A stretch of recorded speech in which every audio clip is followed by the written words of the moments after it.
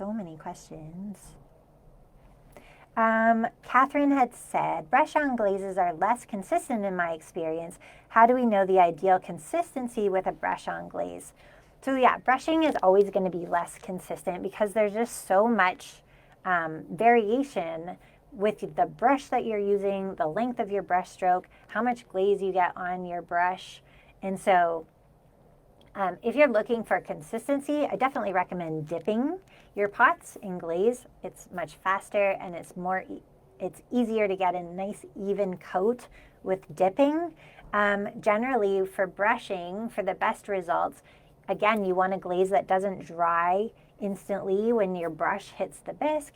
You want it to have a nice smooth brush stroke so you can get these even brush stroke coats on your piece. And so you're not like, if your glaze dries really quickly, then you're getting like lots of little tiny brush strokes. So the bigger your brush, I would use as large of a brush as you can for the size of your piece or size of the area of the piece that you're trying to glaze.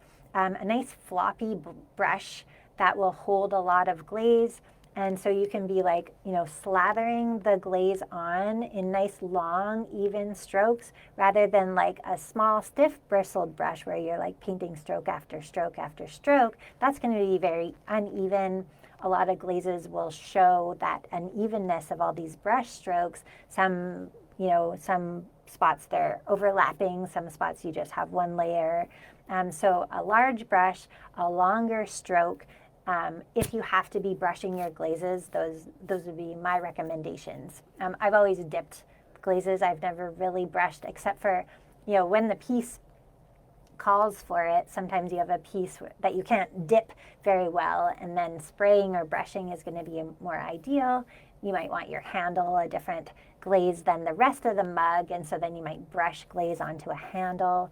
But generally, like as large of a brush and as long of a brush stroke as possible is going to give you the most consistent, even, smooth layer of glaze. And then also making sure your glaze doesn't dry instantly and potentially flocculating your glaze if it is drying too quickly. Okay, Lee had asked, is there a different specific gravity or viscosity to aim for if you want to brush rather than dip the glaze? So as far as the specific gravity goes, so specific gravity refers to the proportion of solid particles to water in your glaze. And so the higher the specific gravity, the less water is in your glaze.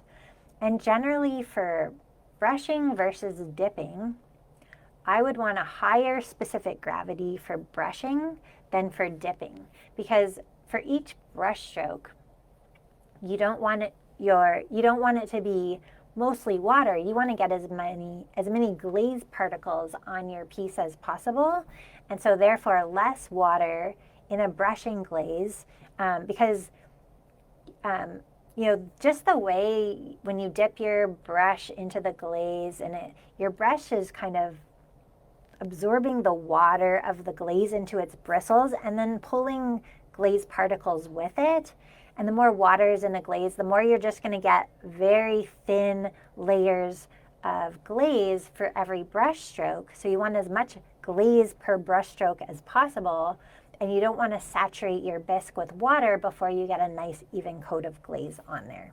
So for dipping glazes, generally I keep the specific gravity between 1.45 and 1.5. For brushing, I would probably aim for somewhere between 1.5 and 1.6, just to have a thicker coat of glaze for every brush stroke. So you're not like going coat after coat after coat, and then your bisque gets really wet, and then your glaze isn't sticking. So a higher specific gravity for brushing.